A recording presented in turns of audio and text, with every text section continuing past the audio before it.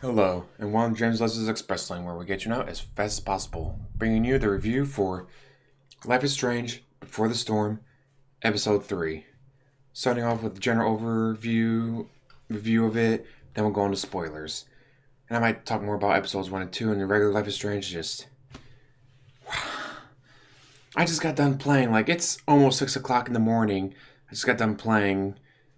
I would have played it earlier, but for some reason, with PlayStation 4, oh, you turned it on. Here's 1,000 things to download. Oh, except for Life is Strange. We're not gonna download that. We're not gonna tell you the new episode's out. You're just gonna have to find out on Facebook a few days later that, oh hey, episode 3 finally came out. And then not even this, like, alright, well, you start the game. Go to episodes, go over, oh, install. And it goes to the game page of 2 and 3. It's like, I already have 2. I need to, where's the download 3? Exit, go to regular PlayStation Network, it's not on there. It's like, what the hell am I supposed to do? Turns out when you're on like the main page of your main screen or whatever the PlayStation, go over to the game, hit down a bunch of times till you get down to PlayStation Network, then hit over once, and then click on like DLC and then download episode 3. It's like, what? It took me like 10 minutes and then Googling it to figure out how to download the new episode. Stupid. So stupid that that's how they did it. But obviously, got the game going. Just got done live streaming it. Thank you, Jay, for subscribing. Man, what an emotional roller coaster, and so much goes on. Got to deal with Elliot. There's Drew. Obviously, there's Rachel. And after the revelation from the lapis, oh, this is from the last episode, so it's okay to spoil. Revolution, really. The revelation from the last episode that the woman you saw her father kissing was actually her birth mother, and he was kissing her goodbye because he doesn't want her involved in Rachel's life.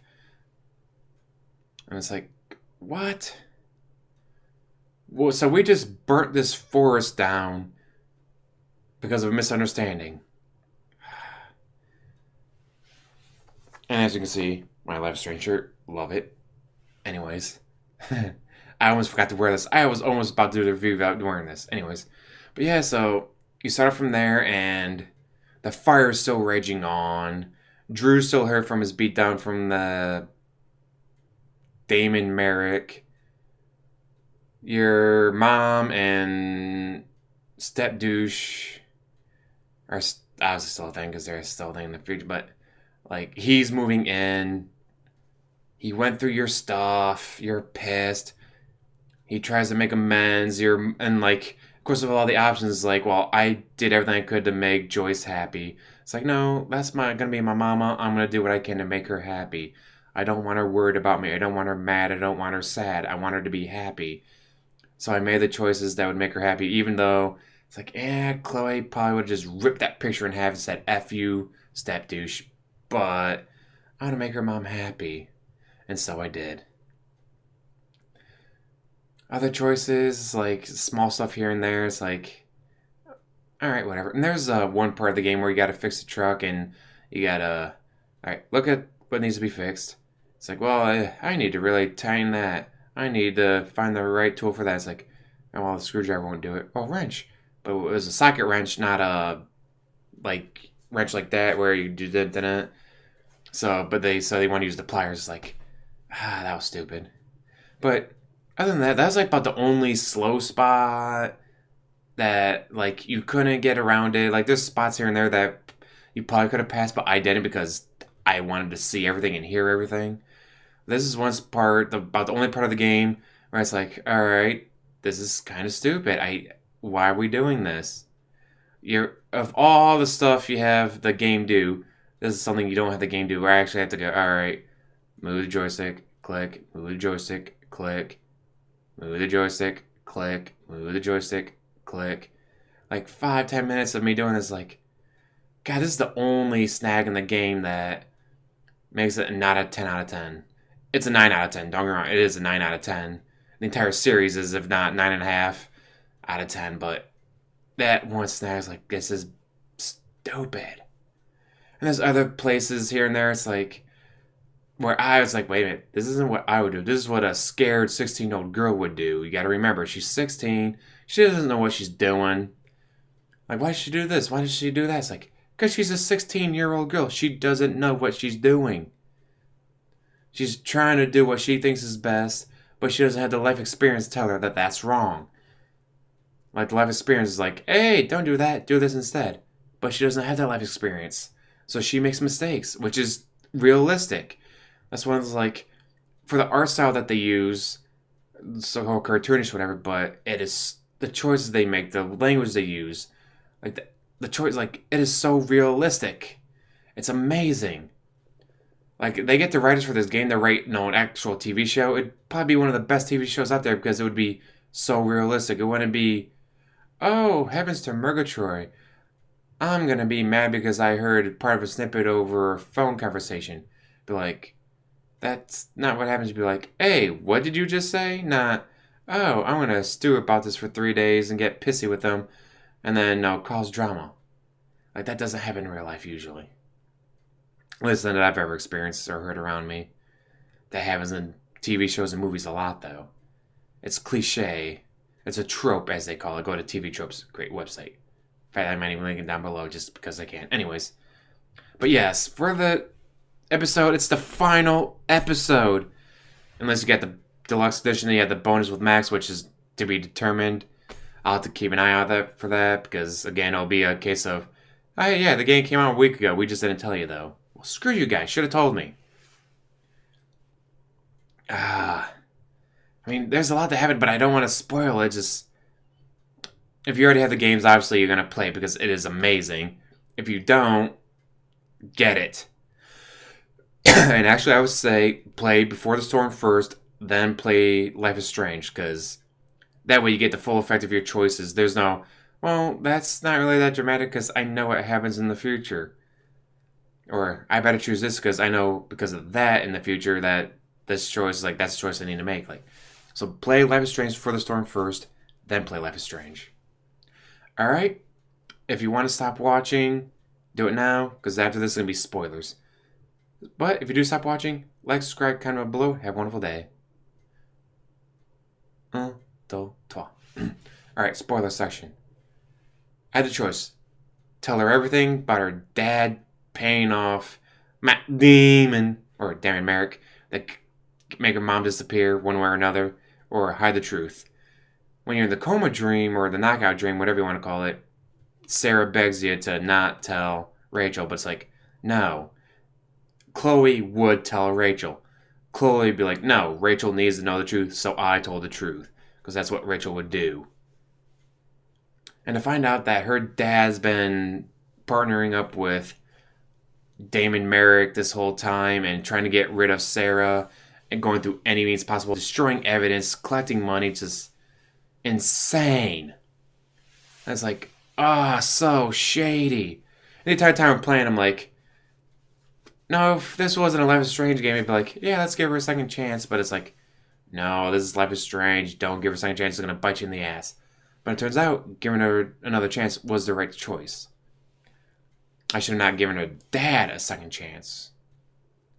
And like some of the gameplay mechanics, like you start off with, like you're at the little viewfinder thing.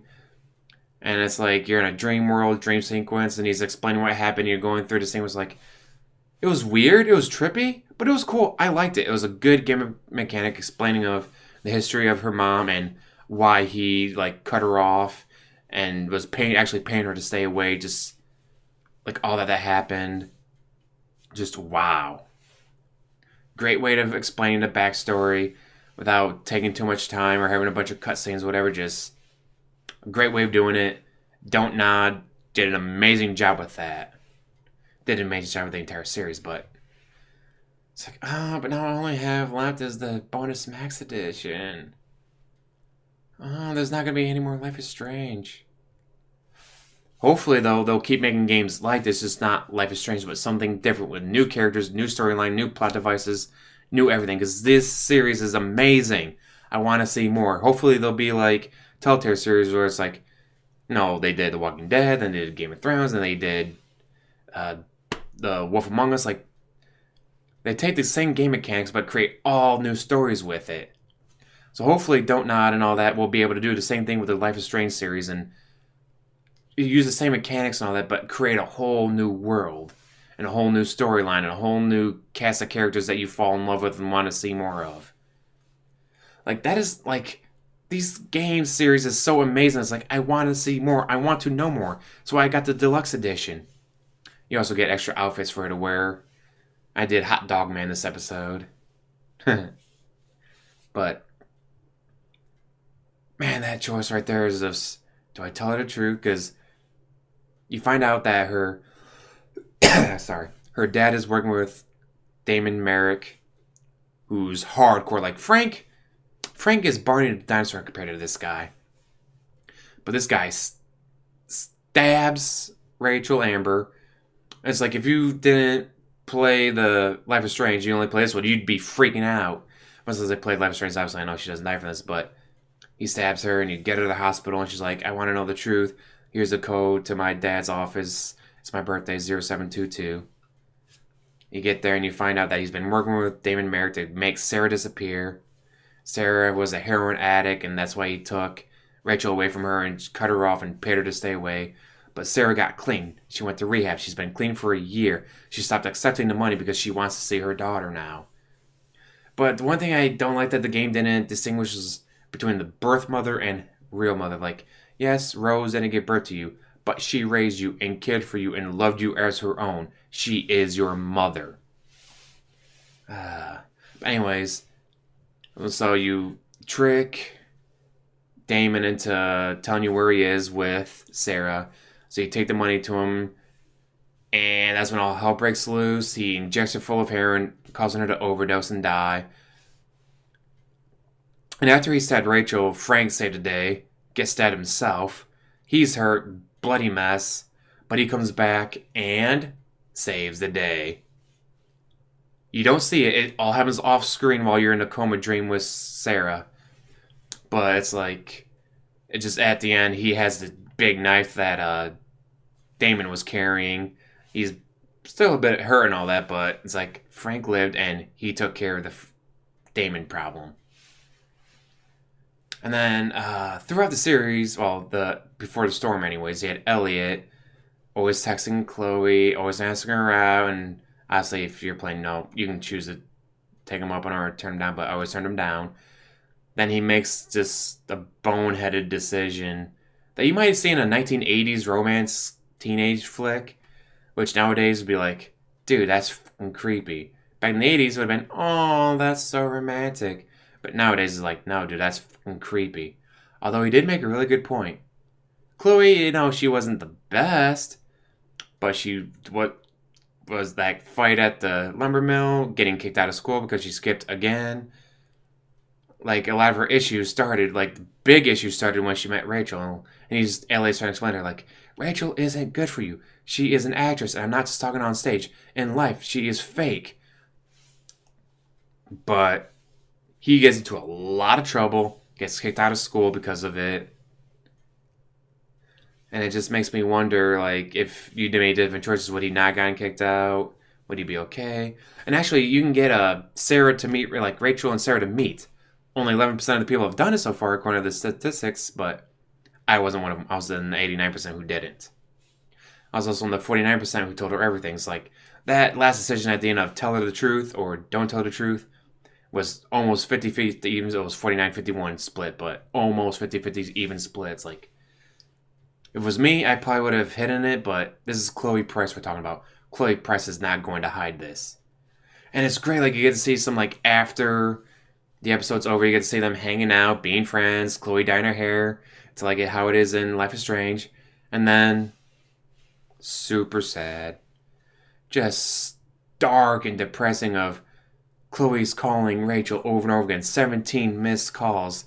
As you can hear Jefferson taking pictures and you see the flashes and all that while the phone's on the table. It's like, you know what's going on. You know what is... Actually, no, it wasn't Nathan. I mean, it wasn't Jefferson. It was Nathan doing it because he was trying to emulate Jefferson. But so it's Nathan, taking pictures. You hear the flash and all that. See the flash and hear the click, click, click and all that. But yeah, but it's just like, dude, Like, right in the heart, right in the feels with that. I mean, damn. But that is an amazing way to end the episode. Just, wow. Just, like, and like, Chloe's calling. She has no idea what's going on. Like, Rachel, where are you? Pick up your phone. She's freaking out, and the entire time, it's Rachel being murdered by Nathan Prescott. God, that was an amazing way to end the episode, because they never get to Jefferson. They never get to Rachel and Frank romancing. Like, they never get to any of that. That all happens well after the episode ends. And so seeing this reference to what happens in Life is Strange is just, wow. This entire series is amazing. This is like one of the top games I've ever played in my life. I've played a lot of games, and this is one of the best ever. If you're a kind of person who likes to choose your own adventure, make your own choices that consequences games, this series is it. This beats anything. I love Telltale series games. This beats anything from them. The story is more emotional. The story is better. The characters are better. More realistic. Just amazingly well done. God, but now I just gotta wait for the bonus episode. And yeah, I'll play the bonus episode and probably review it when it comes out, hopefully soon. I just gotta wait. But yes, if you've not had a chance to play the series, play it. And if you don't have a PS4 or whatever, you can always watch other people play. You can watch me play. You can watch other people play it. Like, I played Life is Strange a couple times. Then I watched someone else play it. And he failed to save Kate Marsh. Kate Marsh jumped to her death and is like, oh my god, I guess there's no way to save her. Then at the end when the statistics come up, he's like, what? You can save her? How? I was like, well, I've not messed it up. I've always saved her. So I kept watching his playthrough to see how it demonstrates. Like, oh, there's candles. There's like kind of like vigilant thing. Vigilante? Whatever the word I'm supposed to be using here. Vigil. Candlelight vigil. And like, there's all this stuff going on that's different because Kate Marsh died. And it's like I've played it multiple times and I've watched a couple of other people and it's like you see new stuff, you hear new stuff every single time. Just, this game is amazing. I want to play it through again. Really, I do. Just need to find the time, need to find the energy. Probably live stream it all again because why not? Amazing game. Definitely deserves the promotion that it gets from live streams and all that and from these reviews. God, I hope Don't Nod keeps making these games because these are amazing games. Easily 9.5 out of 10. Some of the episodes are only 9. Some of the episodes are 10s out of 10s. So we'll split the difference, called 9.5 out of 10. It's just amazing. Get Life is Strange Before the Storm. Then play Life is Strange. So, like, the choices in Life is Strange don't mess with your choices in Before the Storm. Just amazingly well done. Check it out. Great story, great characters. Just, oh my god. And as always, like, subscribe, comment down below, and have a wonderful day.